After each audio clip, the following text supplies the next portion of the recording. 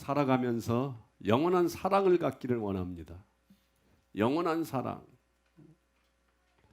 그래서 우리는 누군가하고 짝을 맺고 결혼을 하는데 굉장히 심사숙고합니다. 내가 저 사람을 영원히 사랑할 수 있을까? 또한 상대방이 나를 진정으로 사랑해 줄 수 있을까? 일생 동안 살아가면서 죽을 때까지 서로 사랑을 나눌 수 있는 그런 사랑을 우리는 원합니다. 정말 나의 생명보다 더 남을 사랑할 수 있는 그런 사랑을 하길 원하고, 나도 상대방이 나를 자신의 생명보다 더 나를 사랑해 주기를 원하며 살아갑니다. 그래서 결혼할 때에 그 약속을 지키기 위하여 변하지 않는 다이아몬드 반지, 금반지를 우리는 서로 교환하며 영원히 변하지 않는 이 다이아몬드와 금처럼 우리 영원토록 해로하자고 약속에 약속을 거듭합니다. 이렇게 많은 신혼부부들이 다이아몬드처럼 변하지 않는 사랑을 추구하고 그 사랑을 이어가고 싶어 하지만 그 귀한 결혼 생활이 오래가지 못하고 깨어질 때가 많이 있습니다. 이것이 쉽게 식어버리는 인생들의 사랑입니다. 이것이 영원한 사랑을 줄 수 없는 인생들의 한계입니다. 이처럼 우리 인생은 절대로 영원한 사랑을 줄 수도 없고 받을 수도 없는 한계에 우리는 살아가고 있습니다. 하나님께서 태초에 천지를 창조하셨을 때에 우리 인간도 창조하셨습니다. 하나님은 인간에게 생명을 주셨는데 인간을 제외한 다른 동물이나 다른 생명체들을 창조할 때 말씀 한마디로 창조하셨는데 우리 인간에게는 하나님께서 바람을 넣어 주셨습니다. 어떤 바람? 생기를 불어 넣어 주셨습니다. 유독 인간에게만 생명을 줄 때에 우리의 인간에게 하나님의 생기를 불어 넣어 줌으로써 우리는 생명 곧 살아있는 영적인 존재가 되었습니다. 그 영을 받은 우리 인간은 하나님을 자기의 목숨보다 더 사랑하는, 그래야 하나님께 영광을 돌리고 경배하며 그렇게 살아왔었습니다. 그러나 어느 순간 우리 인간이 하나님을 나의 목숨보다 더 사랑하는 것보다 내 자신의 목숨을 내가 더 사랑하고자 하는 욕심이 들어가서 기어이 하나님을 떠나버리고 말았습니다. 하나님을 자신의 생명처럼 아주 크고 깊게 사랑할 때에는 하나님께서 우리 인간의 모든 것을 책임져 주시고 인간의 모든 것을 해결해 주셨지만 인간이 타락하여 하나님보다도 자기 자신을 더 사랑하는 그러한 인간에게 하나님은 하나님의 영광을 우리 인간에게 부어주시지 아니하였습니다.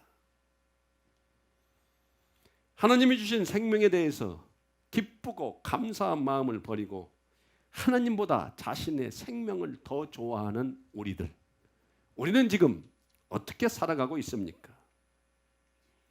인간은 자신의 생명을 위해서 타락하였습니다. 그러나 참 아이러니컬하게도 인간은 자기의 생명을 지킬 수 없는 그런 필연한 존재가 되어버리고 맙니다. 타락한 후에 자신의 생명을 보존하기 위해서 오히려 다른 사람의 생명을 빼앗고 죽이는 그런 처참한 일이 우리 인간사에서 일어나고 있습니다. 이렇게 나의 생명을 지키고자 남의 생명을 빼앗고 죽이는 그런 징승만도 못한 존재로 우리는 지금 살아오고 있습니다. 오늘 본문을 보면은 왕세자 요나단이 나옵니다. 이 요나단이 그 당시에 가장 천박하고 초라하고 가진 것 없는 다윗을 생명처럼 사랑하여서 일방적으로 언약을 맺습니다. 언약을 맺고 요나단은 그 천한 목동에게 자기가 가지고 있는 모든 것을 주는데 무엇을 주느냐? 자기가 입고 있던 그 왕세자를 상징할 수 있는 겉옷을 주고 자기의 의복을 주고 자기가 가지고 있던 허리띠가 무엇을 의미합니까? 왕세자가 차고 있는 허리띠는 왕세자라는 표시를 한 아주 찬란한 허리띠를 그 천한 목동에게 주고 왕과 왕자인 자신이 가지고 있는 단 2자루밖에 없는 칼 중에 한 자루 자기 것을 그 천한 목동 다윗에게 주고 활까지도 다 줘버립니다. 어찌된 일인지 이 요나단과 이 천한 다윗, 왕세자와 천한 목동이었던 이 두 사람이 서로 사랑을 한다는 것이 기이합니다. 다윗은 그날로 요나단이 준 겉옷과 의복과 허리띠와 활과 창을 가지고 정말 왕자처럼 변해버립니다. 그러나 요나단은 자기가 가지고 있는 모든 것을 주고 오히려 목동 다윗처럼 초라한 인간의 모습으로 그렇게 보이게 됩니다. 요나단은 왕세자로서 그 당시의 옷으로 자신의 신분을 가장 잘 드러내기 때문에 자기의 옷을 누군가에게 준다는 것은 참으로 어려운 일입니다. 자기의 신분을 상징하는 허리띠며 칼과 활을 누구에게 준다는 것 참으로 어려운 일입니다. 요나단은 다윗에게 그러한 것들을 줄 수 있었지만 이 초라한 다윗은 요나단에게 아무것도 줄 수 없는 그저 가진 것 없는 초라한 목동일 뿐이었습니다. 사랑하는 여러분, 나의 지위를 나타내고 나의 지위를 상징하는 그 무엇, 그 모든 것을 누군가에게 다 줄 수 있는 이러한 사랑이 우리 인간에게 있을 것 같습니까? 자기의 모든 지위와 자기가 가지고 있는 모든 것을 다 준다는 것은 자기의 생명을 주는 것과 마찬가지입니다.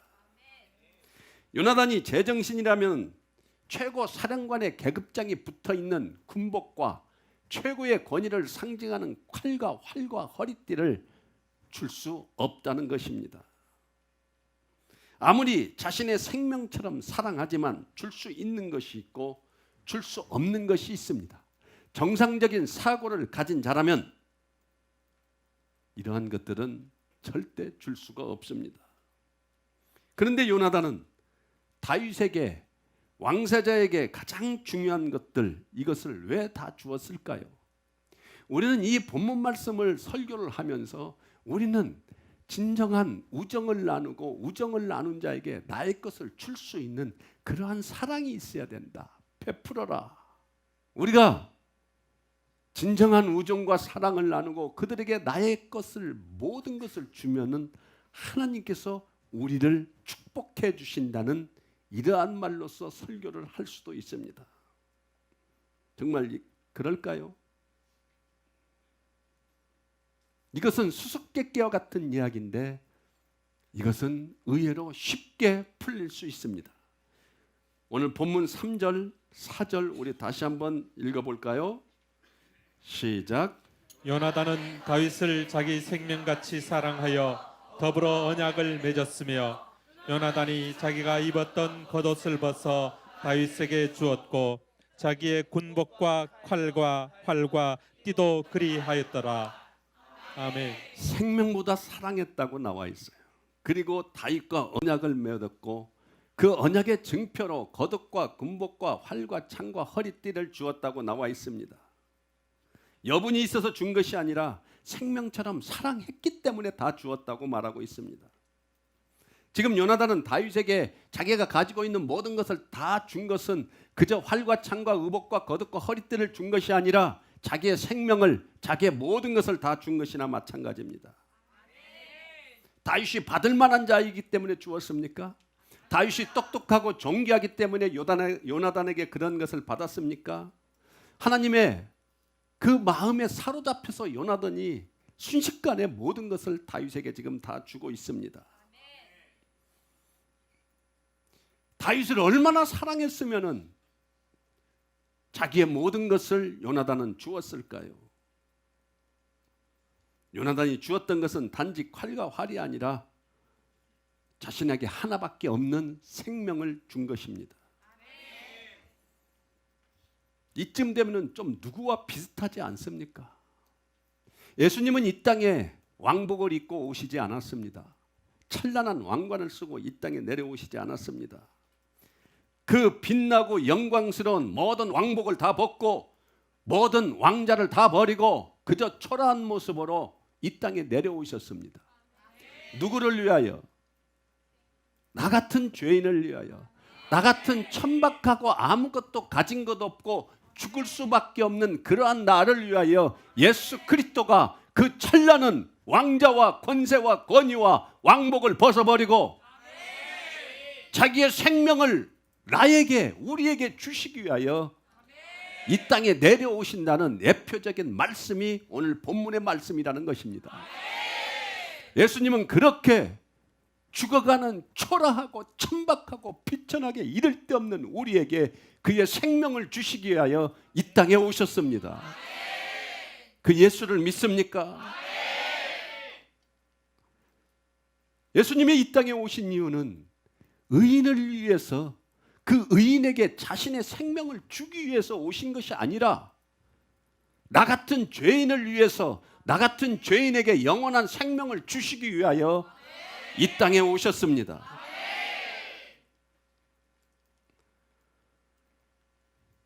오늘 본문에 나와 있는 요나단의 사건은 앞으로 이 땅에 오실 예수님의 그 사랑을 말씀하고 있는 것입니다. 이 땅의 죄인들에게 다윗처럼 여겨주실 것이라는 예표적인 사건을 말씀하고 계십니다. 요나단이 다윗을 자신의 생명처럼 아끼는 것은, 그리고 자신의 가장 귀한 것을 다윗에게 주는 모습은 앞으로 예수님께서 자신의 생명을 비천한 우리 인간에게 주신다는 약속의 말씀인 것입니다. 자신의 살과 피를 다 주어서 우리를 살리고자 하시는 그 예수 그리스도의 사랑을 오늘 본문을 통하여 느끼십니까?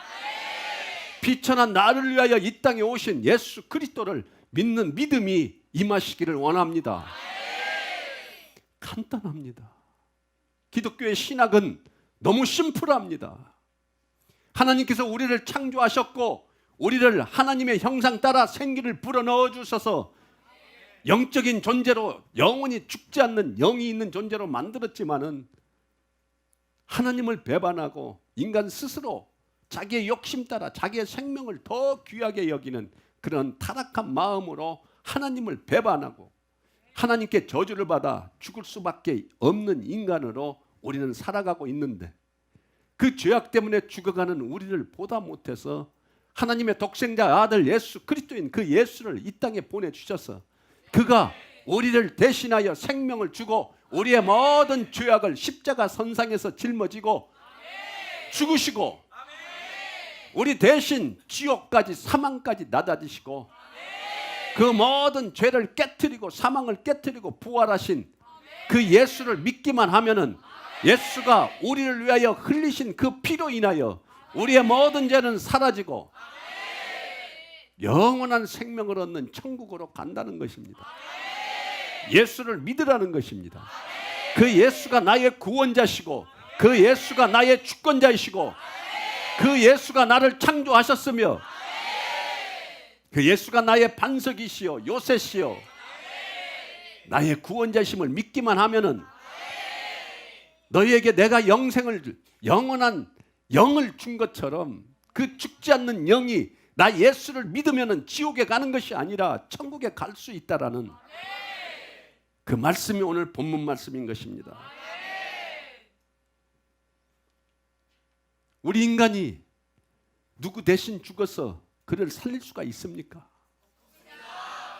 우리 인간이 자신의 생명을 주어서 죽어가는 자나 또는 죽은 자의 생명을 살릴 수가 있습니까? 없습니다. 인간이 생명을 누군가에게 주고 싶어도 우리의 생명을 누군가에게 줄 수 없습니다. 그러나 예수님의 생명은 인간의 생명과 다릅니다. 인간의 생명은 피조물의 생명이고 예수님의 생명은 조물주의 생명입니다. 그 조물주의 생명이 우리를 살릴 수 있습니다. 조물주 곧 전능한 신은 자기의 생명을 누군가에게 주면은 죽을 수밖에 없는 자를 죽지 않도록 만들어 주시며 죽은 자를 다시 살릴 수 있는 전능한 능력이 그 조물주에게 있다는 것입니다. 그 생명은 죽은 자의 생명도 살릴 수 있는 신적인 생명임을 믿으시기를 원합니다. 예수님은 하늘에서 내려온 하나님이십니다. 비록 인간의 육신을 입고 이 땅에 오셨지만 그 안에 신성함과 거룩함과 전능함은 인간을 위해서 자신의 생명을 주고서 다시 부활해서 모든 죽은 인간들을 다 살릴 수 있는 그러한 전능함이 예수 그리스도에게 있습니다. 사랑하는 여러분, 그 예수님이 이 땅에 내려와서 나 같은 죄인을 살리시고자 자기의 생명을 주고 싶어 하셨는데 이 땅의 많은 백성들은 그 예수를 어떻게 대하였습니까? 인간들에게 생명을 다시 부어주기 위해 십자가에 매달렸을 때 백성들의 장로들, 서기관들, 바리새인들, 종교 지도자들 모두 다 예수 그리스도를 욕하였습니다. 예수님은 지금 자기의 살을 찢고 자기의 피를 흘려서 십자가에 못 박혀서 우리의 모든 죄를 사하여 주시기 위하여 그렇게 달려있는 예수를 수많은 백성들을 손가락질며 욕했습니다. 저 예수라고 작정한 저 새끼가 하나님의 진노를 받아 지금 처참하게 죽어가고 있다고 손가락질하였습니다. 큰소리로 꾸짖으며 예수 네가 죄가 없다면 그 십자가에서 한번 내려오라고 조롱을 하였습니다. 예수는 지금 이 땅에 죽으러 오셨습니다.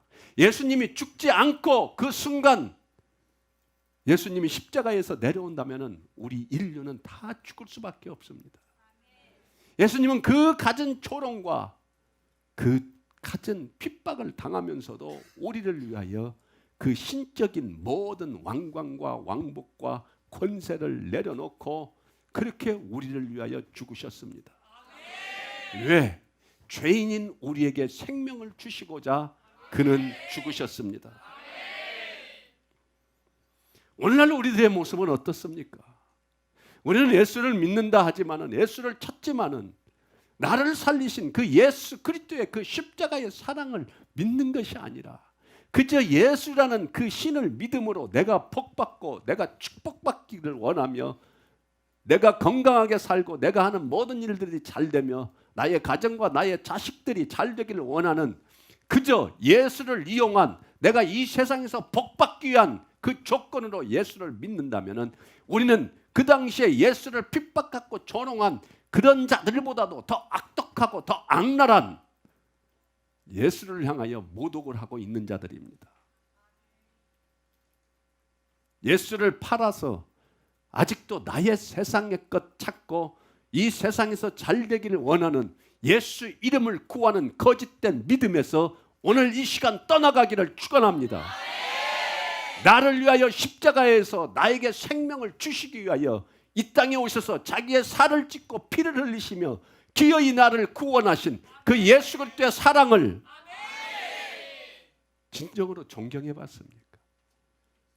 그런 예수님을 진정으로 사랑해서 오늘 또 주님께 손들고 나아갑니다. 그 사랑이 너무 커서 그 은혜가 너무 감사하여서 오늘 또 나를 이곳에 보내시는 예수님의 은혜와 사랑에 너무 감사하여서 예수님께 나아가는 자입니까? 아니면은 나를 위하여 예수의 이름을 부르고 있습니까?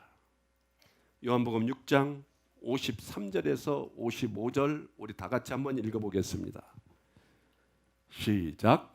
예수께서 이르시되 내가 진실로 진실로 너희에게 이르노니 인자의 살을 먹지 아니하고 인자의 피를 마시지 아니하면 너희 속에 생명이 없느니라. 내 살을 먹고 내 피를 마시는 자는 영생을 가졌고 마지막 날에 내가 그를 다시 살리리니 내 살은 참된 양식이요 내 피는 참된 음료로다. 아멘. 이 말이 해석이 되십니까? 아니, 우리가 식인종이야? 아니, 예수님은 자신의 살과 피를, 살을 뜯어서 먹고 피를 마시면은 영원히 산다. 그러면 그 살과 피를 먹으라는 거야? 이게 무슨 내용입니까?